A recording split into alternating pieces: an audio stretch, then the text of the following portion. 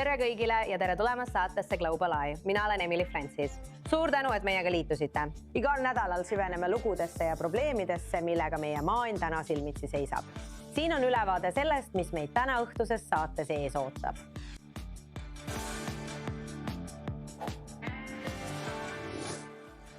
Tehisintellekti hiiud valmistuvad börsile minekuks, kui suurte platvormide nagu OpenAI väärtus läheneb $1 triljonile.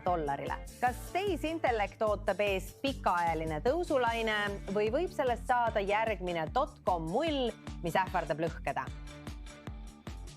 Kas LinkedIni professionaalne suhtlusplatvorm on muutumas keskpunktiks Hiina salajastele agentidele, kes otsivad valitsuse ja sõjaväe töötajaid, et nad avaldaksid riigisaladusi? Milline suurriik saab esimeseks riigiks, kes teeb populaarse kaalulangetusravimi Ozempic kättesaadavaks ka neile, kellel pole palju raha?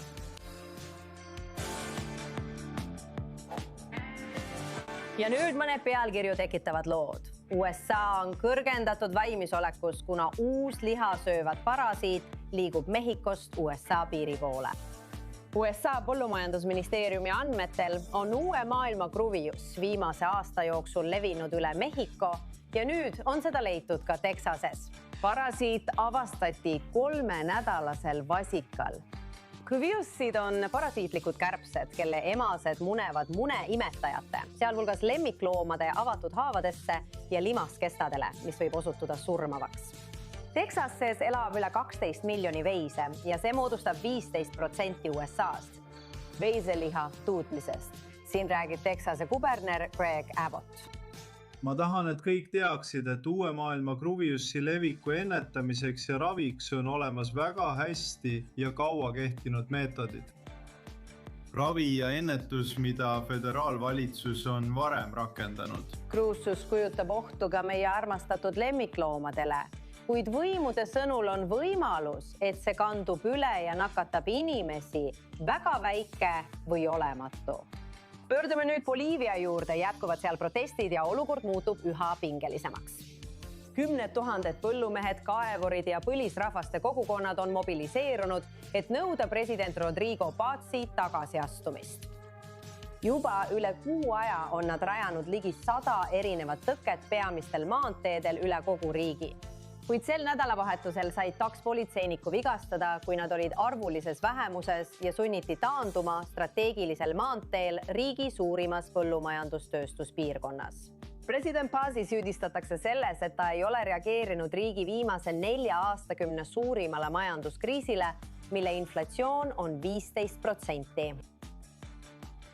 Albaanias protestivad tuhanded inimesed ka kavandatava luksuskuurordi vastu, mida toetab ettevõte, mis on seotud Jared Kushneriga, USA Lähis-Ida eriesindajaga ja president Trumpi väimehega. Albaania lipe ja plakateid kandes skandeerisid meeleavaldajad valitsuse vastu ning nõuavad ametnike tagasiastumist $1,6 miljardi suuruse projekti tõttu. Ühel rannikul asuval saarel, mis asub kaitstud märgala kõrval ja kus elavad igasugused loomad, nagu flamingod, hülged ja merikilpkonnad. Ja see on ka koht, kus nad pesitsevad.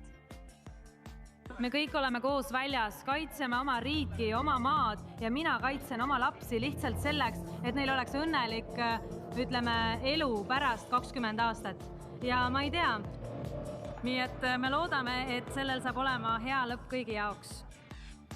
Veidi üle 2 ruutmiili suurune saar on umbes 2 korda suurem kui New Yorgi Central Park. Kuid selle praeguse ettepaneku kohaselt arendatakse välja vaid osa maa-alast, lähemalt arendusega seotud ametnike sõnul. Liikudes Aasiasse on Lõuna-Korea president valinud äri- ja idufirmade ministri riigi peaministriks. Kui parlament selle heaks kiidab, saab Hannist esimene naissoost peaminister viimase 20 aasta jooksul. Ja kui tema valitakse, eeldatakse, et ta juhib riigi tehisintellekti pööret, mis oleks Lõuna-Korea majanduskasvu jaoks palju tõotav. Ja nüüd oleme jõudnud tippu.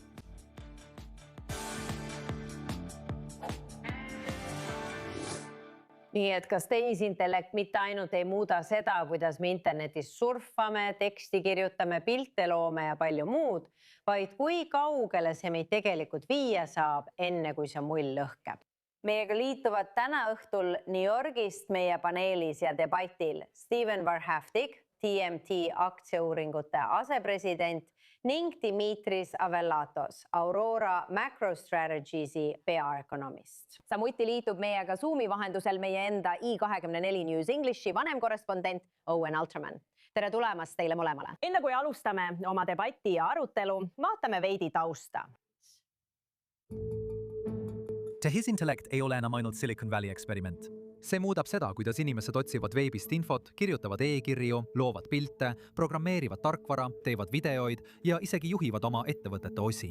Aga mida suuremaks tehisintellekt muutub, seda suuremaks muutub ka küsimus. Kui palju sellest buumist on tegelik ja kui palju on lihtsalt üles puhutud? Investorid paigutavad tohutuid summasid tehisintellekti ettevõtetesse, kus sellised firmad nagu Anthropic ja OpenAI saavutavad jahmatavaid väärtusi, isegi kui kiipide, andmekeskuste ja arvutusvõimsuse hinnad aina tõusevad. Reuters on hoiatanud, et tegelik küsimus ei pruugi olla see, kas tehisintellekti buum lõpeb, vaid mis juhtub turgudega siis, kui see juhtub. Samal ajal muutub konkurents järjest tihedamaks. Hiina ettevõtted nagu DeepSeek on juba näidanud, et suudavad ehitada võimsaid tehisintellekti mudeleid madalamate kuludega, suurendades survet Ameerika firmadele ja sundides investoreid küsima, kas tänased liidrid jäävad ka homme domineerima. Siis on veel töökohtade küsimus. Tehisintellekt võib aidata töötajatel kiiremini töötada, kuid see võib ka asendada ülesandeid, mida varem tegid kirjanikud, disainerid, programmeerijad, teadlased, klienditeenindajad ja kontoritöötajad. Goldman Sachs ütleb, et mõned töökohad on juba kadumas ametites, kus tehisintellekt suudab inimtööd asendada, samal ajal kui teistes ametites, kus tehisintellekt toetab töötajaid, mitte ei asenda neid, on töökohtade arv kasvamas. Seega ei käi arutelu enam selle üle, kas tehisintellekt muudab majandust. See juba toimub. Tõeline küsimus on, kas see on püsiva tehnoloogilise revolutsiooni algus või liigub tehisintellekti võidujooks nii kiiresti, et mull võib lõhkeda enne, kui maailm on valmis tagajärgedeks. See ongi $1 triljoni küsimus, kui me räägime OpenAI'st, nagu me just ütlesime. Siis alustame nüüd paneeliga, alustame Steveniga. Igal ühel teist on 30 sekundit vastamiseks, enne kui sukeldume sügavamalt küsimustesse. Nii et veel kord, kas see tehisintellekti buum on päris või on see mull, mis võib igal moel lõhkeda nii meie rahakottide, investeeringute kui ka nende platvormide kasutamise osas info ja igasuguste asjade loomiseks. Alustame Steveniga. Ma usun täielikult, et kogu see tehisintellekti arendamine on tõeline buum. See ei ole nagu see, mida oleme varem näinud näiteks 1990-ndate lõpu .com mulli ajal. Ma arvan, et see on tõesti 4. tööstusrevolutsiooni algusjärgus. Põhjus, miks ma seda usun, on see, et ettevõtetel, kes investeerivad tehisintellekti tehnoloogiasse, on väga tugevad bilansid ja väga tugev vaba rahavoo profiil. Ma arvan, et see on natuke erinev .com mullist, kus seda toetasid kõrge rahakuluga varajase staadiumi sidufirmad, mis tegelikult toitsid .com mulli. Ja ma arvan, et me oleme endiselt tehisintellekti revolutsiooni väga varajases faasis, mis toimub otse meie silme all. Hästi, ja Dimitris, mida sina arvad? Kas oled nõus või mitte? Vaata, ma arvan, et selle tehnoloogilise revolutsiooni huvitav asi, nagu iga teisegi puhul, on see, et see võib olla mõlemat. See võib olla nii reaalne kui ka mull. Raudteed 19. sajandi lõpus olid väga reaalne tehnoloogia. Inimesed sõidavad siiani rongidega. Need põhjustasid ka finantsmulli. .comi mull ja krahv, mida Steven mainis, põhinesid samuti reaalsel tehnoloogial. Me kõik kasutame täna internetti, aga sellega kaasnes ka mull. Nii et see võib olla mõlemat. See võib pikas perspektiivis olla murranguline ja samas lühiajaliselt põhjustada kõrgeid väärtustademeid. Ja, muidugi, nagu kõigega, ei ole kõik mustvalge. Ja nüüd hakkab Alterman sõna võtma. Mida sul öelda on, mu sõber? Emily, see lõpeb tulemusega 2-1, sest ma valin nemad, ma olen Dimitrise poolt. Vaata, sa loed selle kohta artikleid ja kommentaare ning tuuakse näiteid 19. sajandi raudteedest 2000-ndate .com mullist ja kõigest, mis sinna vahele jääb. Oleks imelik, kui mulle ei tekiks ja paralleelid on olemas. Näiteks välisinvesteeringud andmekeskustesse. See on väga sarnane raudteede ehitamisel 19. sajandil. ja siin on vähemalt 2 muud suurt riski. Emily, sa mainisid Hiinat ja seda, et Hiina ettevõtted võivad lõpuks omamoodi asümmeetrilisel viisil oma USA konkurentidest ette jõuda ning samuti regulatiivsete riskide võimalust. Meil on 7 ettevõtet, Magnificent 7, mis moodustavad umbes 60% aktsiaturu turukapitalisatsioonist. See on tohutu protsent. Kas võib juhtuda, et regulaatorid tulevad ja lõpetavad nende suurte ettevõtete peo ära ja see võib samuti mõjutada nende väärtust? Aeg on läbi, peame teie juurde hiljem tagasi tulema.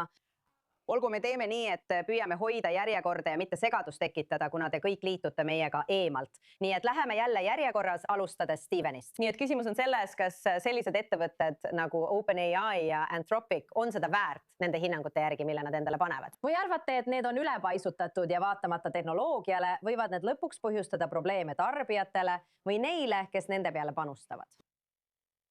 Ma arvan, et nii OpenAI kui ka Anthropic on väga õiglaselt hinnatud. Ma mõtlen, me räägime ettevõtetest, mis on näinud enneolematut kasvutempot, mida me pole üheski tööstusharus viimase 20 aasta jooksul näinud. Ja just seda me näeme mõlema ettevõtte puhul. Anthropic jõudis $47 miljardi aastase tulutasemeni, OpenAI jõudis samuti $25 miljardi aastase tulutasemeni. Ja see on tõusnud OpenAI puhul $2 miljardilt ja Anthropicu puhul $0 vaid mõne aasta eest. See enneolematu kasv, mida me nende tehisintellekti liidrite puhul näeme, ongi täpselt põhjus, miks nad väärivad praegust hinnangut.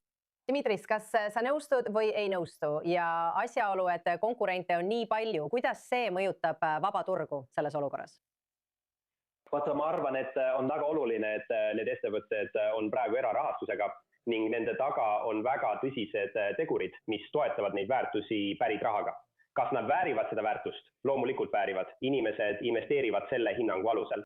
Nüüd, kui nad börsile lähevad, siis ma arvan, et tekib küsimus, kas see saab olema riskantne, kas see väärtus püsis ka pärast IPO-d ning 2 või 3 aasta jooksul.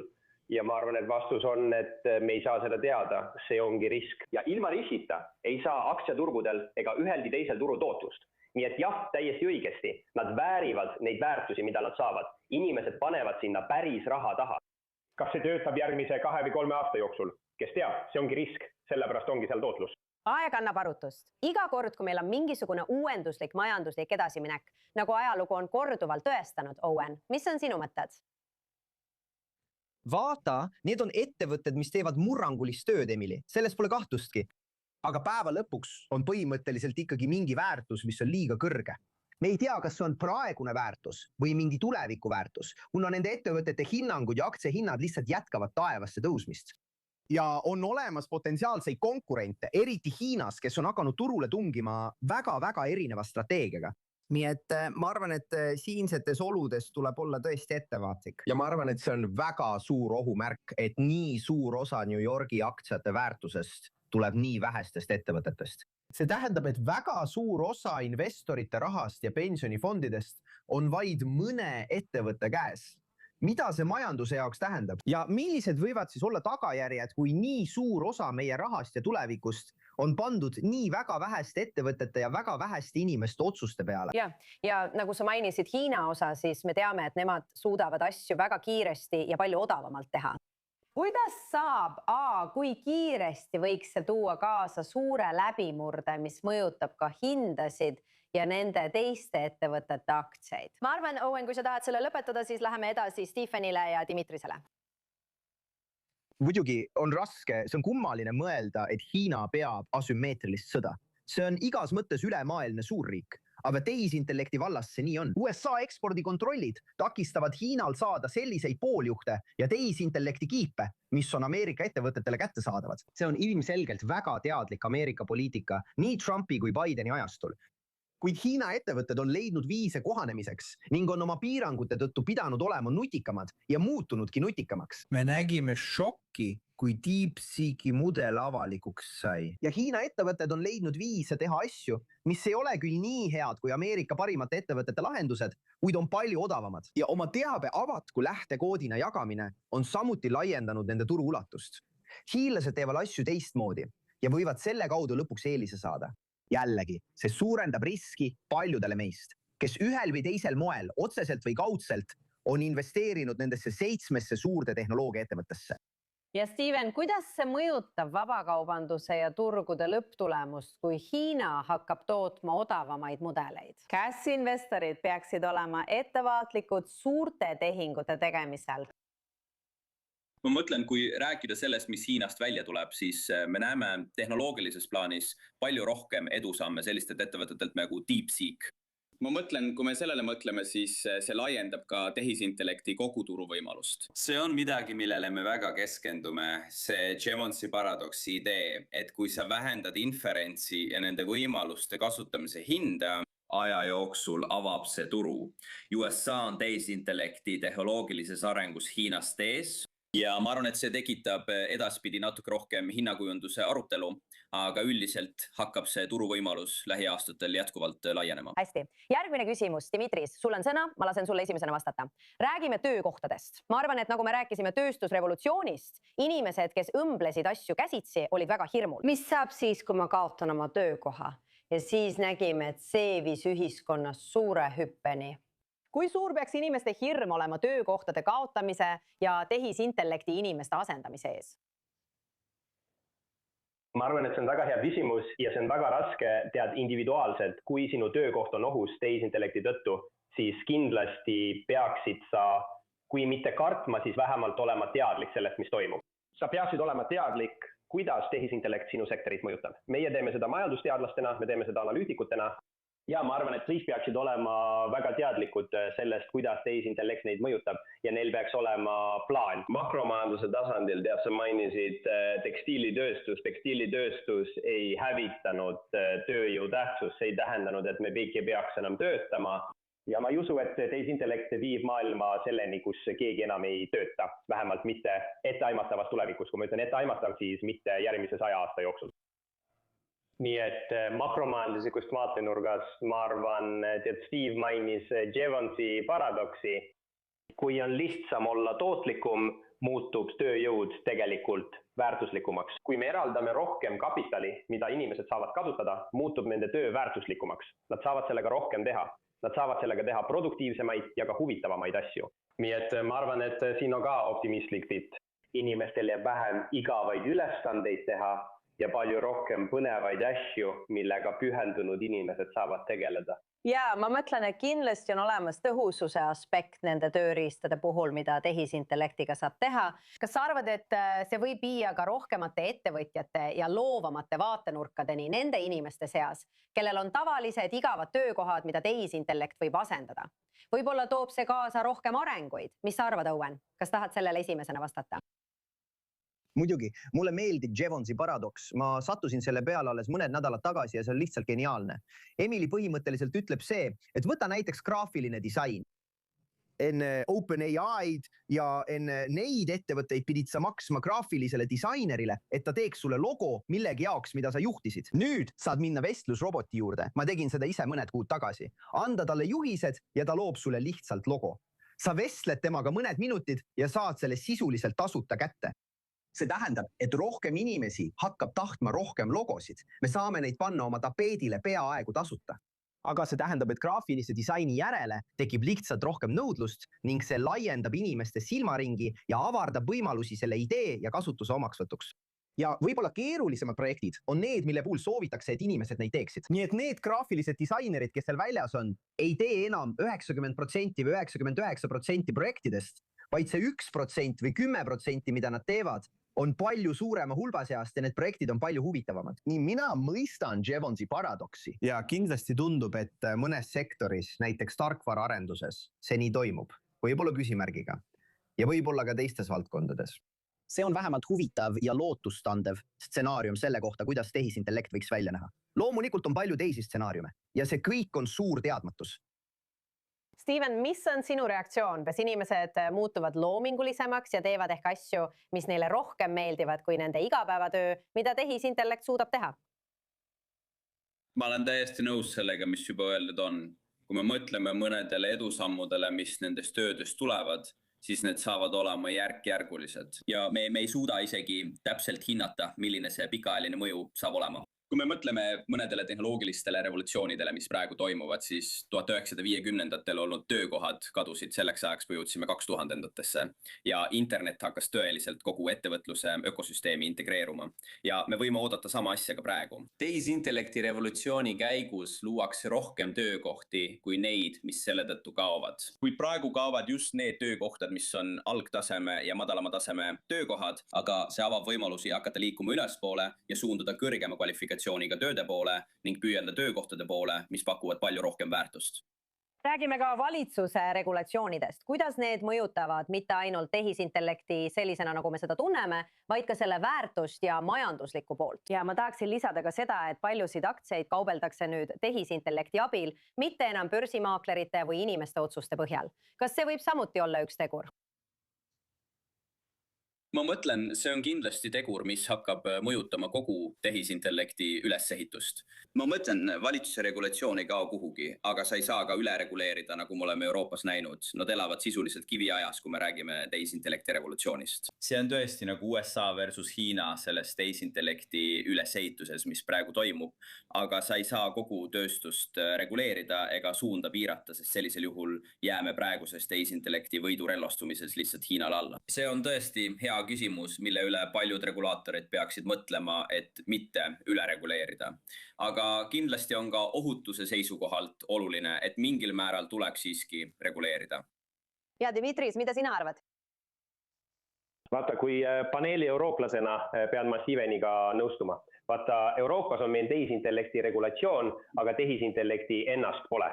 Nii et ma arvan kindlasti, et USA lähenemine on palju parem. Aga seda öeldes, ja me nägime seda ka Anthropicu viimase mudeliga, mis paljastas küberjulgeoleku augud, on oluline, et ettevõtted teeksid valitsusega koostööd. Ja ma arvan, et Valge Maja on selles osas tegelikult suurepärast tööd teinud, tuues nad kokku ja pannes nad omavahel vestlema. Nii et tead, kriitilise taristu ja riikliku julgeoleku riske saab kõigepealt lahendada enne, kui need asjad avalikkusele kättesaadavaks tehakse.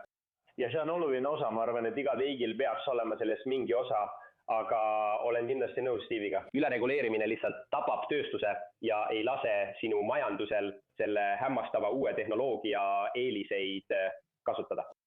Juan? No see on silmatorkav, kui sa vaatad näiteks Emily USA regulatsioone võrreldes Hiinaga. Hiina tugev lahtiühendamine ja deglobaliseerumine. Ja see on vaid üks paljudest näidetest. Ja aru saame, et sellel on piirid. Vaata tunnistusi USA ekspordikontrolli kohta ja tunnistust, et hoolimata kõigist USA ekspordikontrollidest jõuavad mõned neist toodetest ikkagi hiinlasteni. Ning Ameerika Ühendriigid ei saa loota ainult nendele, et piirata või takistada Hiina võimet konkureerida. Ameerika ettevõtted peavad lõpuks ise Hiina vastu püsti seisma. Ja me rääkisime varem sellest, kuidas hiinlased sisuliselt peavad asümmeetrilist sõda ja loovad tehisintellekti mudeleid, mis ei ole nii head kui Ameerika omad, kuid on potentsiaalselt palju odavamad, andes Hiinale võimaliku eelise. Oleme näinud siin Iisraelis ja paljudes maailma paikades, kuidas see on sõjapidamist muutnud, eks. Odavate droonide kasutamine, mis muudab palju kallimad relvasüsteemid ebaefektiivseks. Ja on olemas stsenaarium, vähemalt sellest, mida mina olen näinud, kus tehisintellekt võiks liikuda samas suunas. Seega arvan, et Ameerika Ühendriikide mõistlik regulatsioon, et seda peatada või vähemalt edasi lükata, on igati mõistlik, kui samal ajal mõistetakse realistlikult selle strateegia piire. Ja Ameerika ettevõtete jaoks on ülimalt oluline leida viise oma eelise säilitamiseks. Ning Ameerika Ühendriikidel tuleb tegeleda andmekeskuste energia küsimusega, kus hiinlastel näib samuti olevat suur eelis tänu nende investeeringutele taastuvenergiasse. Nii, et jah, tegelikult selle teema jätkuks, ma mõtlen, need kulud, kiibid, energia, andmekeskused, millest me räägime, kuidas see mõjutab tehisintellekti jätkusuutlikkust, kui see edasi areneb ja areneb reaalajas? Steven? No vaata jaa. No vaata, okei, ma arvan, et paralleel, mida inimesed tõmbavad, on raudteedega, eks. Raudteed ehitati Ameerika Ühendriikides välja 19. sajandil. Nagu me selles vestluses oleme kuulnud, olid need tohutu uuendus. Need muutsid majanduse palju tõhusamaks. Inimesed sõitsid rongidega ning vedasid kaupu rongidega pikka aega, kaasa arvatud tänapäevani. Aga samal ajal ehitati raudteid liiga palju ning sama oht on ka andmekeskustega. On ka naimesi, kes ütlevad, et andmekeskusi ei tule piisavalt ning see saab olema tegur, mis pidurdab tehisintellekti arengut. Nii et see on tegur, mille kohta me lihtsalt ei tea. Aga ajalugu, ma arvan, õpetab meid vähemalt olema ettevaatlikud selles osas ja mõistma riske. et see võib viia ka omamoodi mullini. Õige. Ja samuti, Steven, ärme unusta, et tööstusrevolutsioon tõi kaasa igasuguseid asju, kivi, sütt ja kõiki neid keskkonnaprobleeme, millega me praegu silmitsi seisame. Jah, tehisintellekt on justkui midagi õhus, aga millised võiksid olla selle pikaajalised tagajärjed? Mitte ainult sellised, mida me võib-olla veel ettegi ei näe, vaid ka need, mis on seotud nende kiipide ja muu sellise maksumusega. Ma mõtlen, kui me mõtleme kogu tehisintellekti infrastruktuuri ülesehitamisele, kui me mõtleme andmekeskustele, kui me mõtleme energiatarbimisele, siis see on tõesti pikaajaline mäng. Ma mõtlen just sellesse panevadki kõik need hüperskaala ettevõtted märkimisväärseid summasid. Nad kahekordistavad sel aastal tehisintellekti kapitalikulutusi võrreldes eelmise aastaga ja nad tõesti püüavad seda võimalust ära kasutada. Ja nad näevad, et nende tellimusportfellis olev nõudlus ületab endiselt pakkumist. Nõudlus ületab pakkumist, see ongi see, mida me praegu näeme. Ja sa eelistad pigem ehitada liiga palju kui liiga vähe, et pikaajaliselt saavutada jätkusuutliku investeeringu tasuvust. Hästi, Dimitris, lõpetame sinuga viimased mõtted selle küsimuse kohta. Vaata, kui tuua see tagasi turule, siis ma arvan, et on väga oluline mõista, et see juurutamine, see kapitalipaigutus on äärmiselt kallis. See on nii kallis, et isegi sellised ettevõtted nagu Google, kellel veel mõned aastad tagasi olid täiesti puhtad bilansid ilma igasuguse võlata, aastasse raha aktsionäridele tagasi andes, lähevad nüüd mitte ainult ülemaailmsetele võlaturgudele, et piisavalt raha investeerimiseks koguda, vaid ka aktsiaturgudele. Just seda me eelmisel nädalal nägimegi. Ja siis Meta üritas reedel sama teha või teatas, et nad võivad minna ja aktsiaid emiteerida. Ja just see emmataski turud ära. Ja ma arvan, et üks asi, millest siin aru saada, on see, et selleks läheb vaja väga palju kapitali. Ja praeguste väärtuste juures on väga raske näha, et investorid ja ülemaailmsed säästud seda pakuksid. Ma arvan, et see ongi oht. Kapitali järele on tohutu nõudlus. Kas turud suudavad selle rahuldada? Kas nad suudavad rahuldada olukorra, kus Google kaasab 80 miljardit, SpaceX tuleb börsile, Anthropic tuleb börsile, OpenAI tuleb börsile ja Meta kaasab raha kõik 6 kuu jooksul. Ma arvan, et see on oluline küsimus. Aitäh teile kõigile, tõesti väga-väga palju. Kindlasti oli huvitav vestlus, mina ise õppisin palju ja näeme, mis saab, ainult aeg näitab. Aga jällegi, tehisintellekt areneb ja muutub iga päevaga paremaks. See on selgelt väga kiire muutus meie maailmas. Aitäh teile kõigile!